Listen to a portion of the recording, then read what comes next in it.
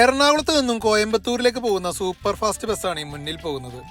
മറ്റ് സർവീസുകൾ അപേക്ഷിച്ച് ഇതിനൊരു പ്രത്യേകതയുണ്ട്. ഈ ബസ് തൃശൂർ ടൗണിൽ കയറാതെ മണ്ണുത്തി ബൈപ്പാസിൽ കൂടിയാണ് പോകുന്നത്. അതുകൊണ്ട് തന്നെ ബൈപ്പാസ് റൈഡർ എന്നാണ് ഈ സർവീസ് അറിയപ്പെടുന്നത്. മുൻപ് സൂപ്പർ എക്സ്പ്രസ് ആയിരുന്നെങ്കിലും പിന്നീട് ഇത് സൂപ്പർ ഫാസ്റ്റ് ആക്കുകയായിരുന്നു. എല്ലാ ദിവസവും രാവിലെ 6 മണിക്ക് എറണാകുളത്തു നിന്നും പുറപ്പെടുന്ന ഈ ബസ് 11 മണിയോടെ കോയമ്പത്തൂരിലെത്തും. തിരിച്ച് കോയമ്പത്തൂരിൽ നിന്നും 11:30-ക്കെടുത്ത് വൈകുന്നേരം 4:30-യോടെ എറണാകുളത്ത് എത്തിച്ചേരും. ഇപ്പോൾ നിലവിൽ ഓടിക്കൊണ്ടിരിക്കുന്നത് ഒരു പഴയ ബസ്സാണ്. ഉടനെ തന്നെ പുതിയ ബസ് ഈ സർവീസിലേക്ക് ഇടുമെന്ന് നമുക്ക് പ്രതീക്ഷിക്കാം.